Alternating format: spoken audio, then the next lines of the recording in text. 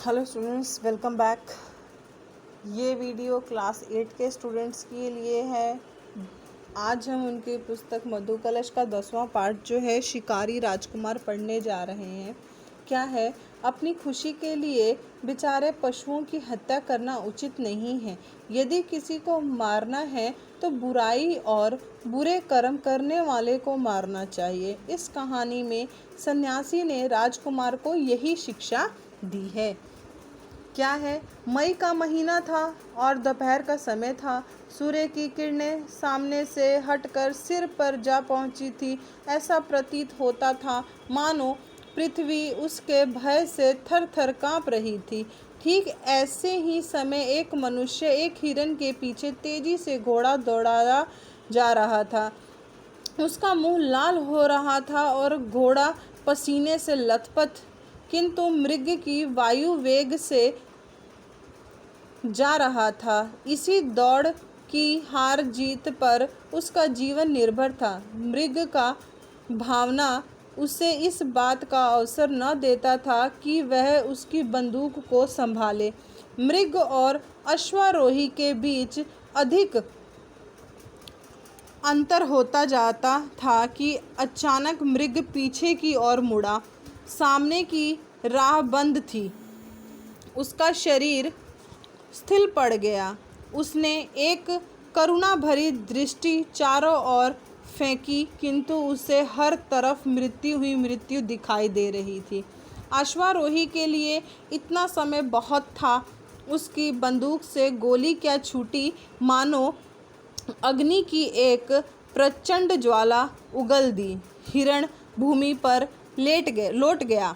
मृग पृथ्वी पर पड़ा तड़प रहा था और अश्वारोही की आंखों में प्रसन्नता की ज्योति निकल रही थी। अचानक उसने अपने सामने एक सन्यासी को खड़ा पाया। मृग को देखकर उस सन्यासी ने कहा, राजकुमार, तुम्हें आज बहुत ही अच्छा शिकार हाथ लगा। इतना बड़ा मृग इस सीमा में कभी कभी ही दिखाई देता है। राजकुमार के अचंभे की सीमा न रही। उसने देखा कि साधु उसे पहचानता है। राजकुमार बोला, जी हाँ, मैंने आज तक इतना बड़ा हिरन नहीं देखा, लेकिन उसके पीछे मुझे बहुत हैरान होना पड़ा। सन्यासी ने दयापूर्वक कहा, निसंदेह तुम्हें दुख उठाना पड़ा होगा। तुम यहाँ ऐसी कड़ी धूप में कब तक पड़े रहोगे? मेरी कुटिया समीप ही है, वहाँ चलकर विश्राम कर लो। यहाँ पर सन्यासी ने राजकुमार से कहा। यह कहकर सन्यासी ने उस मृग का रक्तमय शरीर ऐसी सुगमता से उठाकर कंधे पर धर लिया मानो वह एक घास का गट्ठा हो। राजकुमार सन्यासी के पीछे पीछे चल दिया। उसे सन्यासी के शारीरिक बल पर आश्चर्य हो रहा था। सन्यासी की कुटी हरे भरे वृक्षों के बीच में थी। शीतल मंद सुगंधित वायु चल रही थी। वहाँ की शीतल वायु का प्रभाव राजकुमार पर ऐसा पड़ा जैसे मुरझाए हुए वृक्ष पर वर्षा का।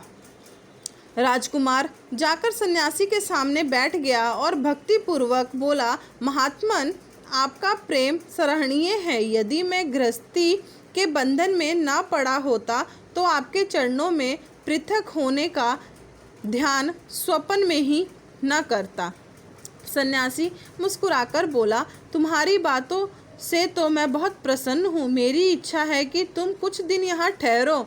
तुम भी आखेट प्रिय हो और मैं भी। हम दोनों को अपने अपने गुण दिखाने का अच्छा अवसर प्राप्त हुआ है। तुम रुको और शिकार में मेरा हाथ साथ दो। सन्यासी, महात्मा शिकार खेलते हैं? सोचकर राजकुमार को हैरानी हुई। कुछ सोच विचार कर उसने सन्यासी का आतिथ्य स्वीकार कर लिया और उसे शरण देने के लिए धन्यवाद दिया। रात 10 बजे का समय था। सन्यासी ने कहा, अब हमारे चलने का समय हो गया है। राजकुमार पहले से ही तैयार था। दोनों शिकारी नदी के तट पर नालों और रेतों के टीलों को पार करते चुपचाप चलते जा रहे थे। कई घंटे चलने के बाद वे एक ऐसे स्थान पर जा पहुँचे जहाँ एक ऊंचे टीले पर घने वृक्षों के बीच आग जलती दिखाई पड़ी।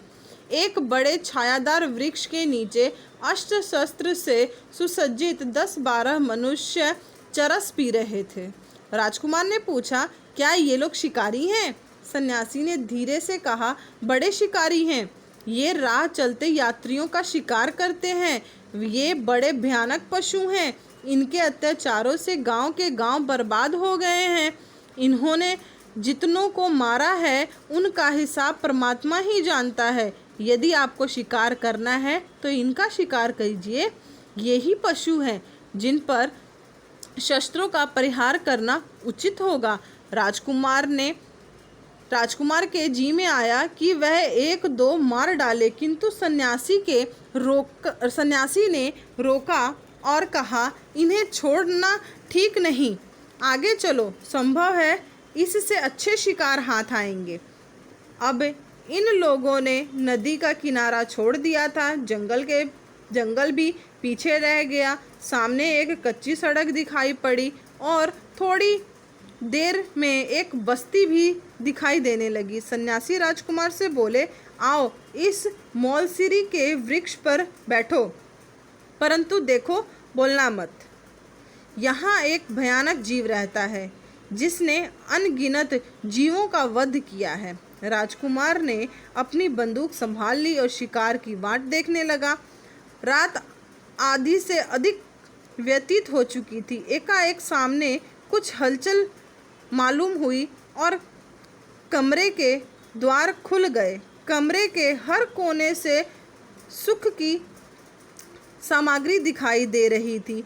बीच में एक हिष्ट-पुष्ट मनुष्य गले में रेशमी चादर डाले, माथे पर तिलक लगाए, गद्दी के सहारे बैठा था।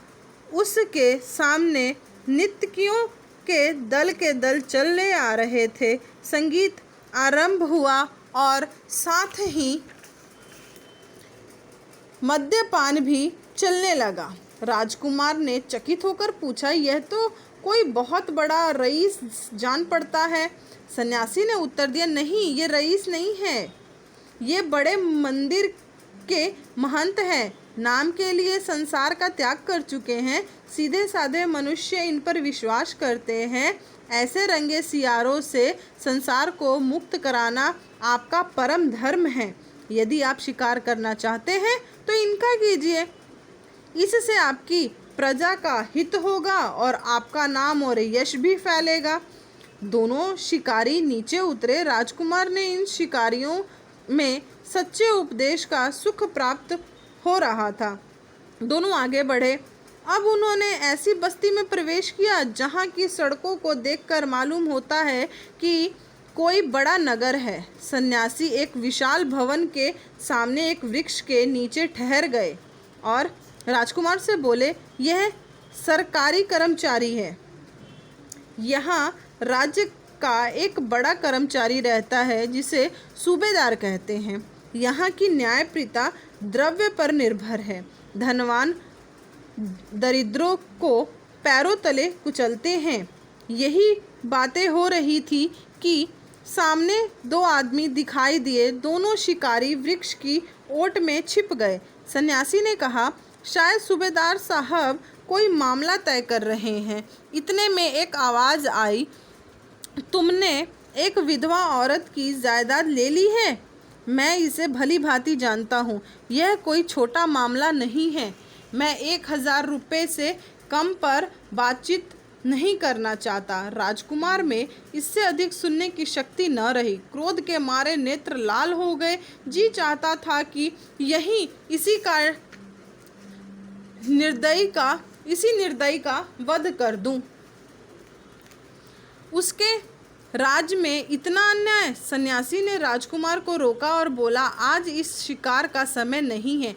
यदि आप ढूंढेंगे तो ऐसे शिकार बहुत मिलेंगे। मैंने इसके कुछ ठिकाने बता दिए हैं। अब प्रातःकाल होने में अधिक विलंब नहीं है। कुटी अभी यहाँ से 10 मील होगी। आइए शीघ्र चलें। दोनों शिकारी 3 बजते बजते कुटी में लौट आए। आधे घंटे में राजकुमार तैयार हो गए। सन्यासी के प्रति अपना विश्वास और कृतज्ञता प्रकट करते हुए उनके चरणों में अपना मस्तक नवाया और घोड़े पर सवार हो गए। सन्यासी ने उसकी पीठ पर हाथ फेरा, आशीर्वाद देकर बोला, राजकुमार, परमात्मा ने तुम्हें अपनी सृष्टि पर राज्य करने के लिए भेजा है। तुम्हारा धर्म है कि तुम प्रजा की रक्षा करो। दीन पशुओं का वध करने में कोई साहस नहीं है, कोई बहादुरी नहीं। सच्चा साहस और सच्ची बहादुरी दीनों की रक्षा और उनकी सहायता करने में है। जो मनुष्य केवल चित्त के विनोद के लिए जीव हत्या करते हैं वह निर्दयी हैं। तुम्हारे लिए ऐसे शिकार की आवश्यकता है जिनसे तुम्हारी प्रजा को सुख पहुँचे। पशुओं का वध न करके तुम्हें उन हिंसकों के पीछे दौड़ना चाहिए जो धोखा देकर दूसरों का वध करते हैं। वध करो दूसरों को जीवित रखने के लिए। ऐसे आखेट करो जिससे तुम्हारी आत्मा को शांति मिले। यही तुम्हारा धर्म है।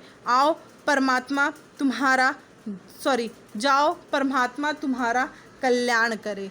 यही है शिकारी राजकुमार की कहानी, जिसे सन्यासी ने असली हत्या करने के लिए बताया कि पशुओं की हत्या मत करो। हत्या करना है, शिकार करना है तो उनका शिकार करो जो लोगों को दुख पहुंचाते हैं, जो लोगों को प्रताड़ित करते हैं, उनका शिकार करो।